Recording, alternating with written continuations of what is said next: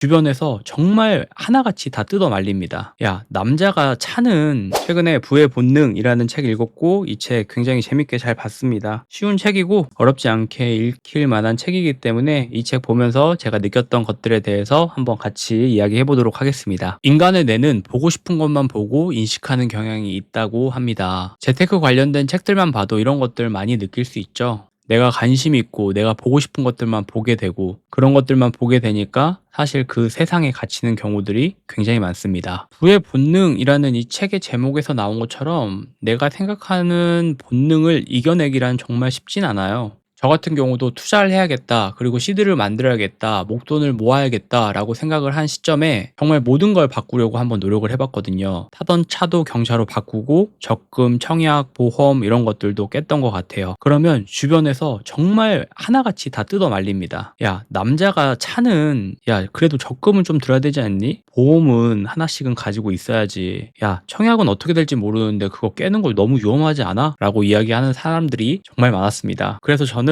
책을 보면서 많이 위로를 받았던 것 같아요. 저 정말 책을 그렇게 좋아하는 편은 아니었거든요. 재테크나 투자를 하면서 책을 많이 보게 됐는데 현실 세계에서는 아무도 안 된다고 이야기를 합니다. 정말 위험하다고, 야, 그렇게 하면 안 된다라고 이야기들을 하는데 책에서만 잘하고 있다고 이야기를 했어요. 잘하고 있는 거 맞다. 그리고 좀 더 인내하고 고통을 감수해야 된다. 뭐 이렇게 이야기를 하는데, 그러면 나는 어떤 삶을 살고 싶냐는 거죠. 그렇게 나를 부정하는 사람들의 미래를 살고 싶은지, 아니면 내가 보고 있는 책 속에 미래를 살고 있는 사람들의 미래를 내가 살고 싶은 건지. 내가 살고 싶은 삶은 책 안에 있는 사람들의 삶이었기 때문에 책을 많이 봤던 것 같습니다. 그리고 파레토의 법칙이 나오는데 모든 분야의 상위 20%는 성과를 내지만 나머지 80%는 그렇지 못하다는 것인데요. 저는 투자를 하면서 가장 크게 느낀 건 다 같이 부자가 될 수가 없다는 겁니다. 무리지어서 하는 투자는 확률이 굉장히 떨어져요. 왜냐하면 다 같이 부자가 될 수 없기 때문이죠. 80% 중에 정말 알고 있다라고 이야기하시는 분들이 몇 명이나 될까요? 저는 재테크에서 중요하다고 생각을 하는 게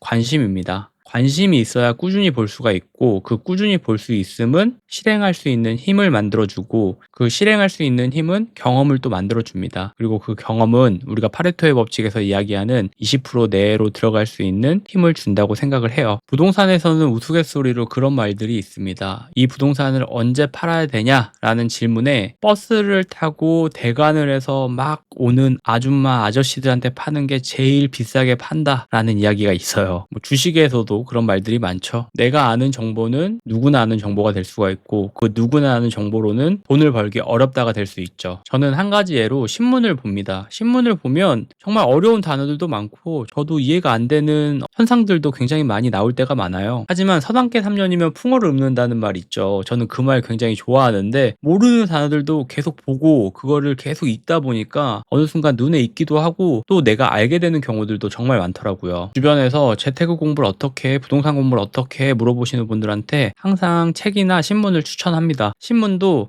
인터넷보다는 종이 신문을 보는 거를 추천을 드려요. 인터넷 뉴스나 기사들 같은 경우도 내가 보고 싶은 것들만 보게 되는 경향들이 있거든요. 종이 신문 같은 경우는 그래도 이렇게 넘기면서 한 번씩 보게 되는데, 인터넷 신문이나 구독 같은 경우는 그런 부분에서는 좀 미흡하기 때문에 종이 신문을 보는 걸 추천을 드리고, 한 달에 2만 원이었는데 5천 원이 올라서 지금 2만 5천 원 정도 되더라고요. 카페에서 커피 몇 번, 술집에서 술 한 번 안 먹으면 충분히 볼 수 있는 것들이기 때문에 한번 이런 것들에는 과감하게 투자를 해보세요. 주기적으로 이 책에서는 투자 원칙에 대해서 이야기를 많이 하는데, 여러분들은 투자 원칙이 있으실까요? 저는 투자 원칙이라는 건 항상 시세보다는 무조건 싸게 사야 된다 였던 것 같아요. 그래서 경매를 저는 선택을 했고, 경매를 하다 보니까 아까 얘기했던 서당계 3년 뭐 안 보이던 것들이 보이고, 그러다 보니까 또 남들이 볼 수 없었던 것들도 보게 됐던 것 같습니다. 경매에서는 입찰자 수가 이런 것들을 조금 대변해 주기는 해요. 저도 처음에 물건을 입찰하고 낙찰을 받으면 20명, 30명 중에 1등이 됐습니다. 근데 시간이 지나고 경험이 좀 쌓이다 보니까 입찰자 수도 4명 이상 늘어나지 않았던 것 같아요. 입찰자 수가 많지 않다라는 건 경쟁이 적다가 될 수가 있고, 경쟁이 적다는 건 경매에서는 수익률이 또 높다가 될 수가 있겠죠. 많은 분들은 그냥 수익률 높은 것들로만 처음 하시려고 하니까 마음고생은 마음고생대로 하시고 수익은 안 나고